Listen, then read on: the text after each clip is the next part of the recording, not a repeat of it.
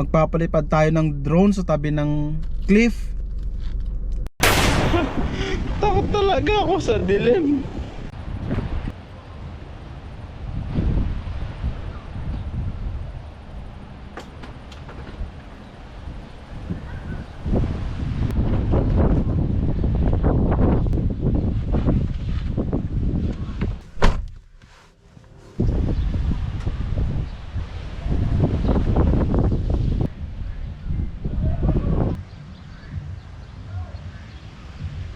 Yo, hello everyone. Ako nga pala ulit si Michael, isang OFW dito sa New Zealand. But you can call me paring Mike for short. So ngayon, samahan nyo ako, camping tayo. Matagal ko na itong ginagawa. Hindi naman matagal, mga ilang beses na namin itong nagawa. Tinatry ko siyang i-record, kaya lang sa kalagitnaan nawawala ako pero ngayon subukan natin solo.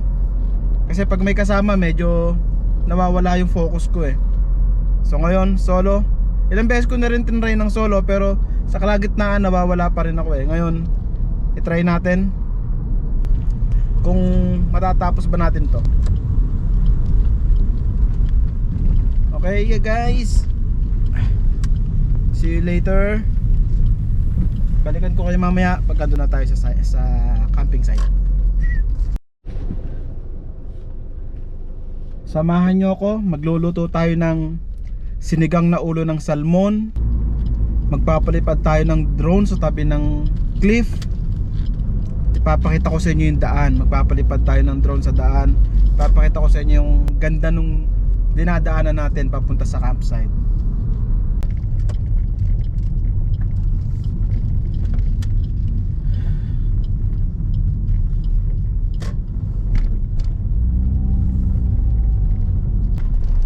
May lock yan. Tapos isinend sa atin yung code kasi nagbook tayo online. 8126.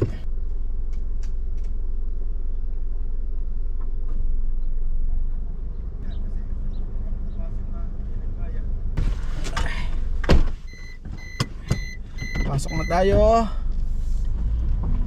Sasara ulit natin yan. Init, grabe. So hindi ka rin tatagal sa tent kung ganito kainit.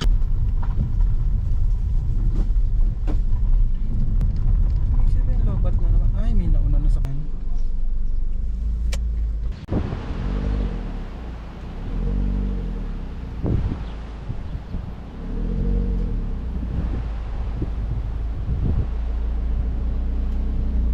Andito na tayo sa campsite. Pumipili lang tayo ng maganda-gandang pwesto kasi mamayang hapon sigurado ko andito na ang init niyan. Kaya andito yung kanlong ngayon. So the best thing to do sa tingin ko, dito iharap ang tent para hindi rin tayo sa kanila, nakaharap dun sa iba. Let's go, set up tayo, tapos gala tayo mamayang hapon.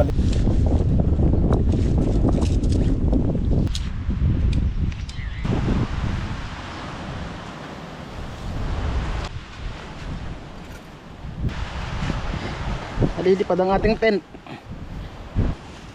Lagyan natin ang peg bawat kanto.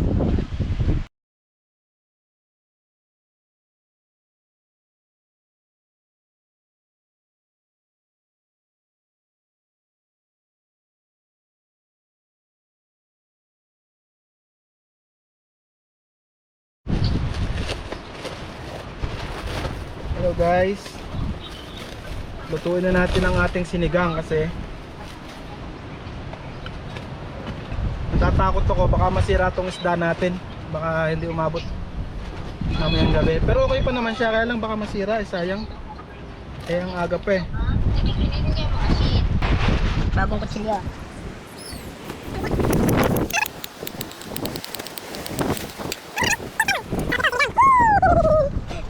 Mapapasipol ka sa sarap. Alam nyo ba, may kukwento ko sa inyo about dyan sa salmon. Nung nasa Pinas pa ako, yung asawa ko nagluto niyan, salmon daw, salmon sinigang. Siyempre, alam ko sa salmon masarap. Akala mo nung matikman ko inom ng lansa, Simula tuloy nun, hindi na ako kumain. Akala ko naman, yung salmon ng malansa. Yung pala yung nagluto, hindi marunong. Hindi makakapila guys, hindi makakapila yon kasi kwento ko to eh. Kung gusto niya, magkwento siya ng kanya.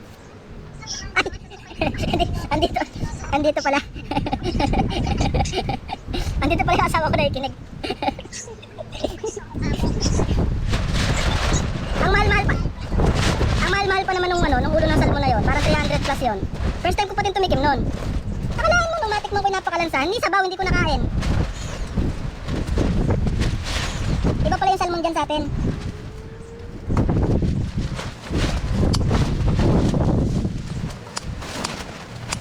Pagkatapos ko magluto nito, ipapasyal ko kayo doon sa baba. Kaya natin yung doon, dagat. Pero sa lakas ng hangin na yan, imposible mapagpalipad tayo ng drone. Baka bumagsak na naman. Masira na naman. So wag na lang, no? Kamatis! Lulutuin ko yung isda, igigisa ko na yung isda, tapos sasabawan ko na, mamaya ko na lulutuin yung gulay. Tama-tama. Ay, hindi, malambot to eh. Ano unahin ko? Isda o yung gulay? Hindi. Bakit may sumasagot guys? May sumasagot sa lirik ko.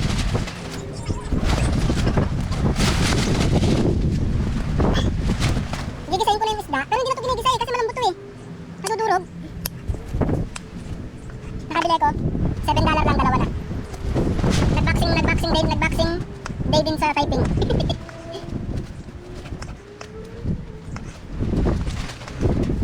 Ito yung gusto ko pagka mag-isa. Palaya ako magsalita. Pag ako may kasama, hindi ko alam. Hindi naman. Ilang ba ito? Ano? Masarap ito. Tama? Woo!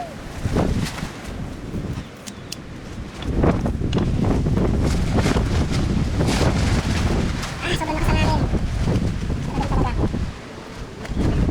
Sarap nito. Kasya kaya. Hindi na tumatasabawan ah. Hello! Hello baby! Oh, ang daming ball! Guys, pagpasensya nyo na yung tarp ha, ang ingay. Ang lakas talaga ng hangin. Masisira na nga yung tarp ko eh, oh. Kapag tinanggal ko naman siya, napakainit. Sobrang init talaga. Matutusta ako. Mamayang gabi ko na lang siya tatanggalin. Gigisayin na natin. Tapos yung yung mga gulay, siguro pakukuluan ko na lang mamaya, tsaka ko na lang ihahalo. Kasi masikip to. Tapos pag pinakuluan ko pa yung gulay kasama ng isda, madudurog yung isda. Kasi you know guys, malambot siya.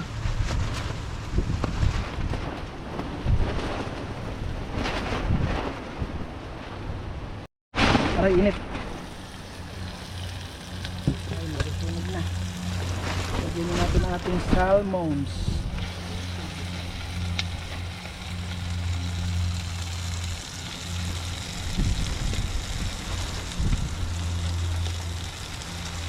Yep. Ngayon pa lang, naglalaway na ako. A few inches later. Kape tayo guys. Bago tayo maglakad-lakad, magkape muna tayo. Lalakad-lakad tayo. 1.5 hour. Ang daming ganyan dito, nagkalat lang sila. Woo! Saan kaya to? Parang hindi ko na kaya bumalik dito mamaya pagka madilim na.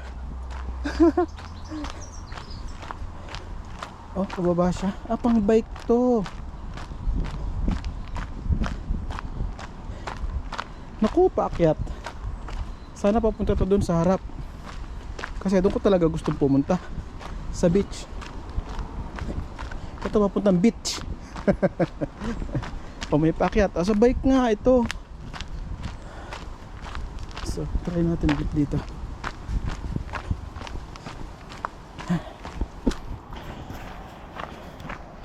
Tingnan nyo kung nasan ako. Sa kakahuyan. O, diba? Ito ang gusto ko.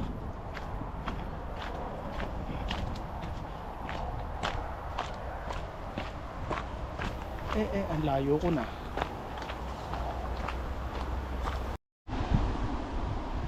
Nakikita ko na yung highway galing dito. Pero may daan pa rin doon. Nawala yung nakikita ko kanina, may nagja-jogging doon sa babae. Yung para siyang walkway na kahoy. Balik na ako. Ano kayang mga puno to? Parang akasya. Balik na ako, baka ako lumayo ng lumayo, abutin ako ng dilim. Diyan oh. Bukas ng umaga, balikan kita.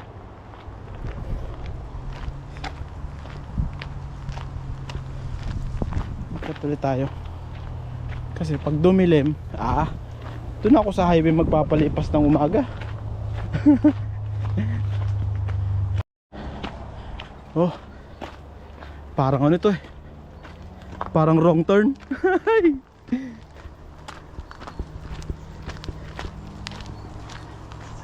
Oh, creepy.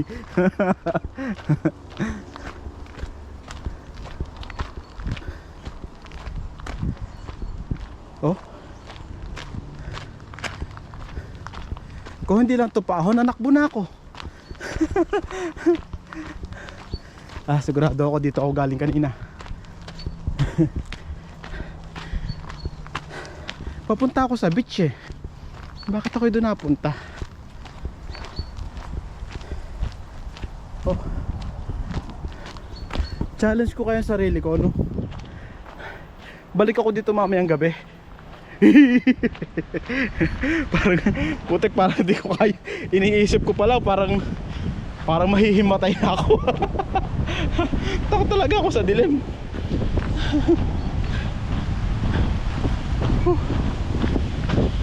Asan na yung nakausap ko kanina? Bumaba siya dito eh.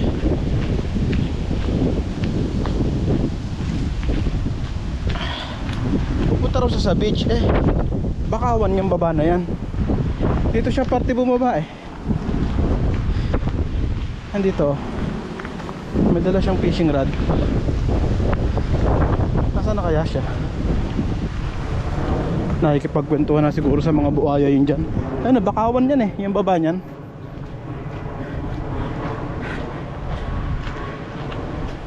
Etong puno na to tumaob, pumarang sa daan. Para hindi na siya tanggalin, nilagari na lang, diba? Makakadaan na tayo. Ayun o, yung nakikita ko. Pahinga muna tayo. Malayo-layo na nating nalalakad. Gusto nyo bang makita ko ano yung nakikita ko ngayon? Prepare yourself. Ano tag doon? Basta yun na yun. Tingnan nyo na lang. When you're lost and no one's there, and you wonder who even cares, oh, come back to your breath, don't drift away from me. I will come down to remind you of before. We can fly away from here. We can stay close, my dear. Swept up and away from all our fears. How are we supposed to know on our Habang nagpapantok ako, tuturo ko sa inyo kung paano kung paano mag-book. Kasi hindi ko sure kung pwedeng mag-overnight dun sa ibang mga hindi ka pwedeng yung hindi ka nag-book online. Kasi dito magbo-book ka, babayad ka online. So halimbawa ito, nandito tayo sa Umana Cliff Top. Kita nyo ba? Ayan, Umana Cliff Top Campground. So dito ako nagbo-book, hindi ko lang alam yung iba. Kung kita nyo, scroll down nyo, makita nyo yung Auckland Council Gov.nz. Click nyo yun.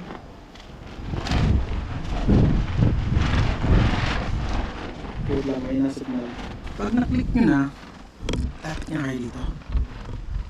Pag na-click nyo na, scroll down nyo. Yan yung makikita nyo. Scroll down. Ayan, nakalagay yun. Maximum number of of people 100. Check-in. Dito magche-check-in ka ng 11 AM. Out ka dapat dito ng 11 PM kasi may papalit na sa'yo. Magkano ang bayad? 1750 dollar per 24 hours. Kasi 11 AM ka mag-in, 11 AM ka rin kinabukasan mag-in. Mag-out. Nakikita nyo ba yan? Yung mga green na yan? Eto ano ba to? Green ba to? Eto. Basta yan. Pag nakita nyo ganyan, ibig sabihin may space pa. Ayan, 8 space na lang. 8 spaces left. 28 para bukas to. Bukas meron na lang 8 spaces. Yung may mga cross out na yan wala na yan. Yan, katulad ng 30 tsaka 31, full na yan. Fully book na yan. So 29 meron pa. 52 spaces pa. Ngayon nakita nyo yung meron pa, gusto nyo yung 28 or 29. Enter booking details.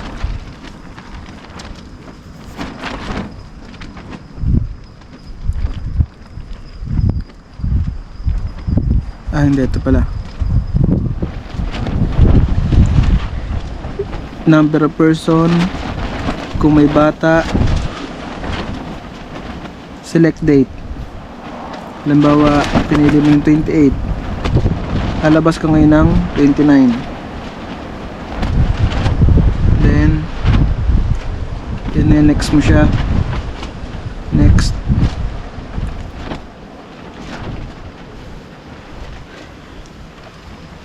Hindi nyo naman kita, no? Screenshot ko na lang. Screen record pala. Ay, ganito pala dapat. Napakahirap ako. Yan. Tapos email address.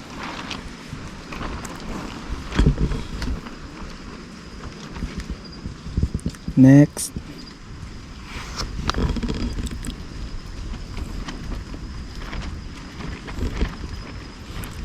Michael. Hindi ko ito ibubuk kasi nakabook na ako ngayon bukas pahinga ako. Cannot be processed for request dates. Please select different dates. Yan lang naman yung contact number mo, emergency, vehicle. Tapos ano dyan, may checkout na yan. So yung 28 ay puno na. Hindi na pala pwede. Ganyan lang siya. Binigyan ko lang kayo ng idea. Check out mo lang yan, tapos enter yung sunod lang kayo, makikita nyo yan. Enter nyo lang yung bank account, yung nyo, card number. Ganun lang yun. Diba? At least nabigyan ko kayo ng idea kahit di malinaw. Diba? Diba? At least. Diba? At least. Okay na, naintindihan nyo na. So paano, tutulog na ako. Goodbye. Try ko.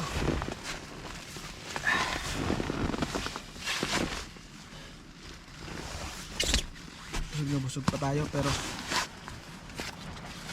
kailangan na natin ayusin natin higaan. Kasi parang ang hangin.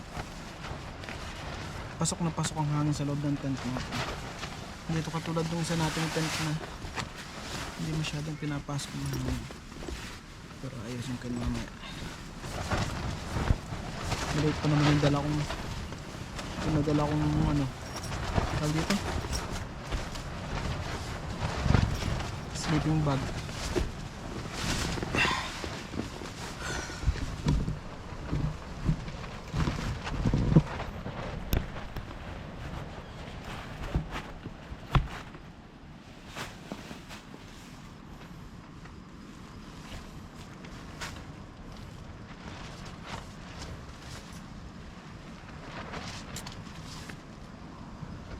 Sigurado bukas pagkagising ko, yung mga nahanda na gamit, tutukan niya ng ibon. Papasok na yung iba.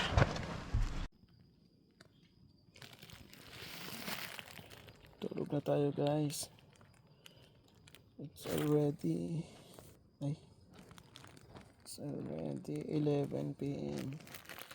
So napagod tayo kanina tapos meron tayo ng konting beer. Lakas pa rin ang hangin sa labas. Pero kailangan nating matulog. Maaga tayong gigising kasi magpapalipad tayo ng drone bukas ng umaga. So see you guys tomorrow. Have a good night everyone. Goodbye.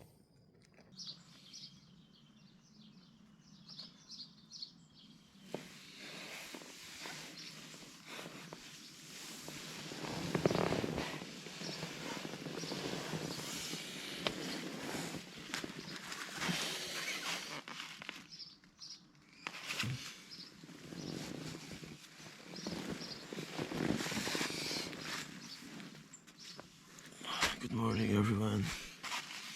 Tinanghali tayo ng gising. 6:40 na. Alas 3 na tayo nakakatulog.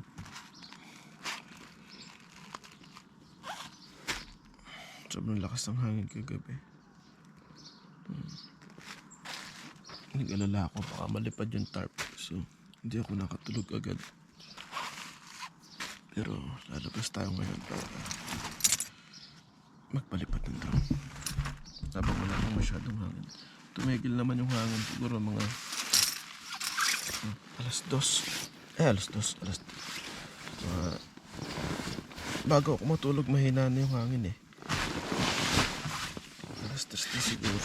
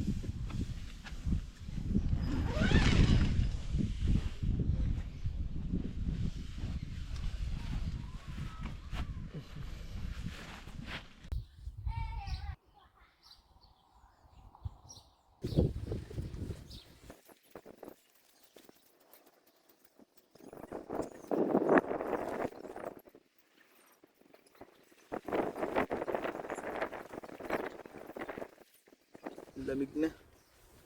Hindi lumamig. Makasulit ang hangin. Luto tayo ngayon ng Charan, kabute.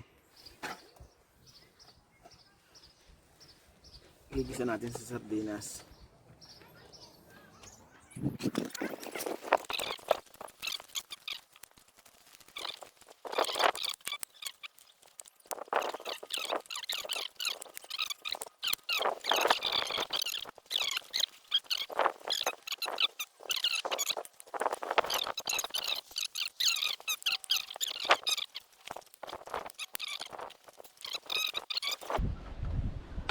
Sarap ka.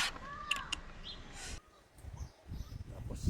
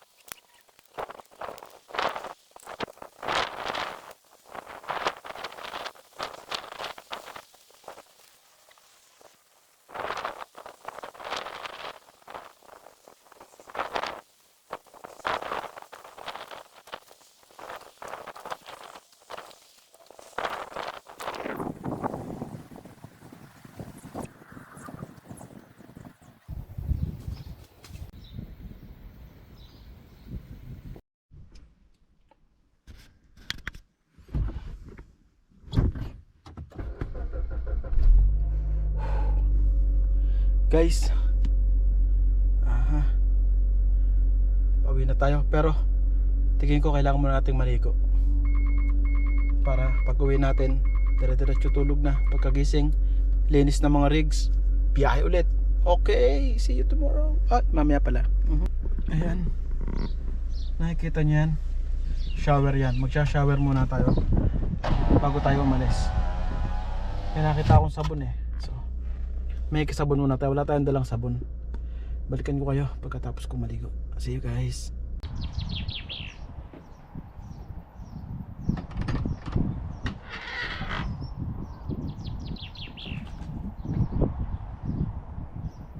A few inches later.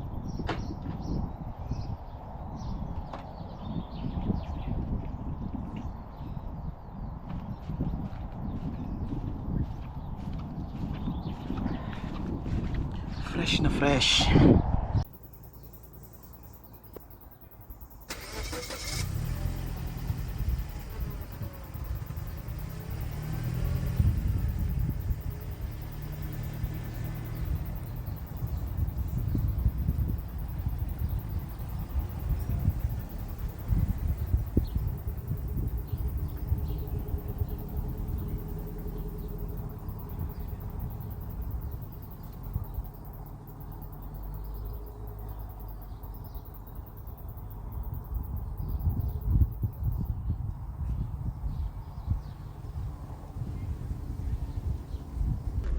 So ayan guys, ito na natin tatapusin ang ating vlog, no? Pauwi na rin tayo.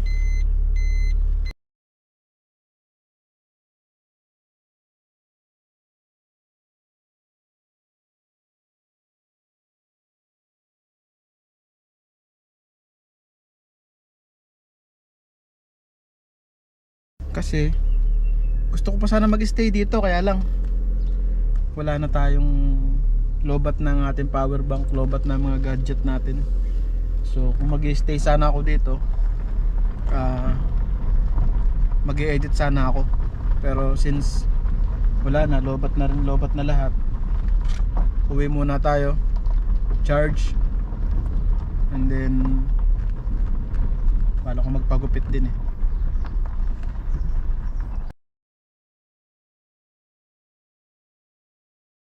Paano, see you guys sa susunod ulit natin mga vlog. Sana samahan nyo ako at sana susunod mas maging maayos na yung storytelling natin. Magkaroon tayo ng isang topic lang.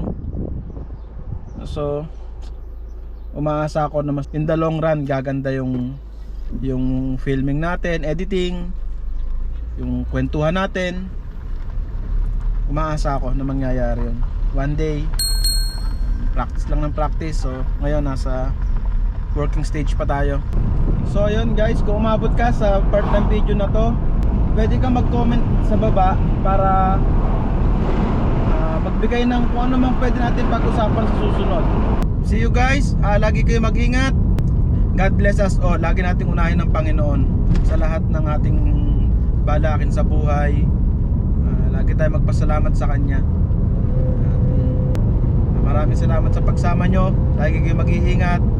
God bless you all.